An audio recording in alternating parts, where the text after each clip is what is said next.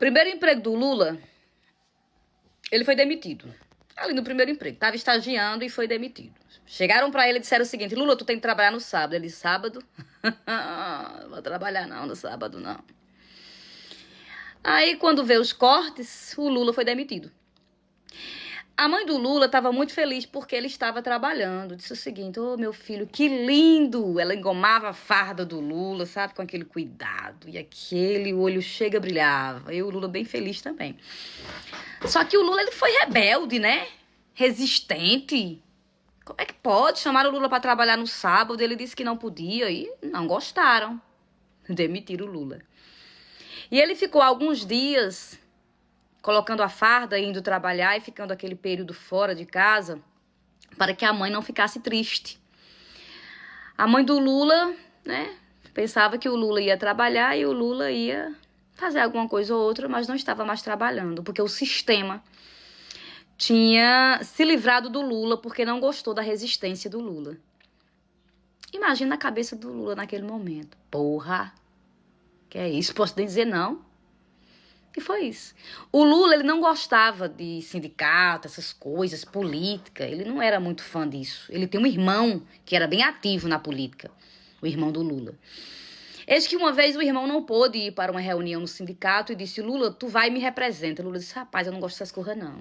Ele disse: vai lá, rapaz, me representa. Tu vai só lá, não fala nada, tu só fica observando, depois tu me diz. Aí o Lula: tá certo, eu vou, mas é só essa vez. Tu se cuida aí, porque da outra vez eu não vou mais, não. Tá bom. Lula foi da primeira vez e ficou observando aquela coisa toda, não deu uma palavra. Veio pra casa e explicou pro irmão o que tinha acontecido. O irmão disse: beleza, depois eu vejo o que é que eu faço. E aí teve outra situação, o irmão precisou do Lula de novo. Vai, Lula, lá de novo. Vai, Lula, meu Deus do céu, rapaz, eu não gosto daquele movimento, não. Ali é o negócio, e o Lula ficava meio assim, pé pra trás, porque ele compreendia, sabe, que aquela galera tava dando murro em ponta de faca, tava enxugando gelo. Ele dizia: esse negócio aí não vai dar certo, não. Não vai mesmo. E aí ficou aquela situação. Eu sei que o Lula começou a frequentar de maneira sucinta, ali, sem querer, querendo, o irmão levando, aquela coisa. A mãe do Lula ficava também pé atrás, dizia: filhos, o que é que vocês estão fazendo? Vocês sabem que o negócio é difícil. Eu sei que é muito difícil para quem entra no movimento, para quem se manifesta contra, para quem é resistência, porque é difícil arrumar emprego, porque os patrões, eles observam essas pessoas, dá uma dificuldade muito grande para essas pessoas. A família, por não ter aquele acesso tão grande, porque é tudo ali se fecha para as pessoas do movimento. A gente sabe quem é do movimento. Minha mãe, ela foi do movimento. Minha mãe, muitas vezes, ela levou nomes de... Não vou nem citar aqui, porque não vale a pena. Mas, assim, é difícil. Então, eu fico observando o Lula, a coragem que o Lula não teve. E a coragem que ele tem hoje em falar em coisas, gente, que eu fico assim: meu Deus, como é que esse cara fala da fome? Ele fala da fome assim: gente, a gente tem que acabar com a fome. A fome não é algo normal, não vem da natureza, isso é coisa feita pelo homem, sabe? Ele explica como acabar com a fome. Ele tem projetos. Então, assim, naquele período que o Lula estava lá, ele via que aquele dali que aquele povo estava fazendo era enxugar gelo. Ele disse: isso aí não vai dar certo. Eis que teve uma situação onde houve a oportunidade de o Lula falar. E quando o Lula foi se pronunciar, ele disse: eu vou falar aqui, mas eu vou falar o que eu penso. E vocês escutem. E no primeiro momento que ele pegou o microfone, que ele falou, aqueles trabalhadores ficaram assim, ó. Ou ele tá louco, ou então esse cara, ele é enviado de Deus, tem alguma coisa aí.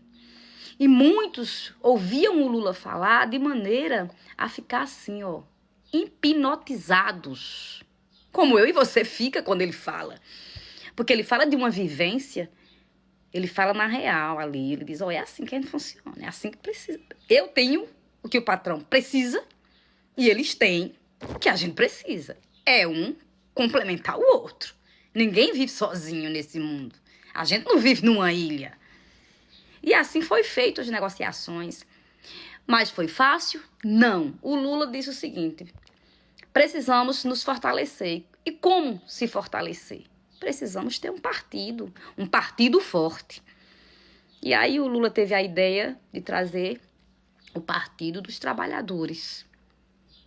Perceba que Lula, ele teve toda aquela situação, toda a perseguição toda a luta, sabe? As pessoas dizendo que o partido é isso, é aquilo, e o Lula nunca saiu. Ele disse, não vou sair. Não mudou a sigla do PT. Porque tem partidos aí que quando passa por situações de bagaceira, eles mudam logo a sigla. Que é pro povo esquecer que foi aquele partido que participou dessa, sabe? Mas o PT não. O PT continuou ali com sua sigla. Lula continua petista. Está aqui sempre representando. Porque assim, muitas pessoas pensaram que o PT... Ah, agora o PT acabou. Acabou os PT, já era. Esse partido aí já era. E não. Porque é algo muito maior. Entendeu? A gente vem se fortalecendo. A gente vem mostrando que pode se fazer política de maneira a beneficiar todos. Entre aspas. Ah, Carlos, mas o Brasil não mudou tanto, não. Não muda porque, meu filho, quantos anos aí essa galera aí comandando? Tem pouco tempo que existe políticos, presidentes de esquerda, que tem uma visão um pouquinho ali e que negocia com quem tá lá em cima, porque não temos todo o poder, não. A gente tem o poder de negociar, de ser ouvido, coisa que nem antes a gente era ouvido. Não tinha esse negócio de você dar sua opinião, ser ouvido, falar, não, isso não existe não. E hoje em dia a gente tem uma pessoa que negocia com os de lá de cima. Ele se sente e diz, eu lembro disso aqui, era interessante a gente fazer assim. Por que a gente não vê dessa maneira? Olhe só a diferença. Então eu sei que o Lula, ele entrou dentro desse mundo da política, do sindicato, da negociação, e aí ele foi pautando e modificando alguns Brasis que antes eram esquecidos, porque na cabeça dele tinha condição. Porque a vivência do Lula era diferente da vivência de muitos políticos que ali já estavam, que não sabiam as mazelas de daqui de baixo. E aí, né, foi preparado o Lula, mesmo sem querer, e até hoje ele aí está. Mas as histórias do Lula, quando você vai analisar, é algo que a gente percebe o seguinte, era para Lula estar ali, não tem jeito. Inteligente, autodidata, pragmático, político, sabe conversar com todo mundo, tem uma áurea boa. Não existe um ser humano que fique próximo do Lula que não se apaixone, porque a bondade, o querer fazer o bem, gente, isso transborda. E é justamente o que o Lula faz. Não, Carmen, mas tem uma galera que tem raiva do Lula. Quem tem raiva do Lula? A classe média. Foi a que mais perdeu com a gestão do Partido dos Trabalhadores, foi a classe média. É justamente essa que nos odeiam.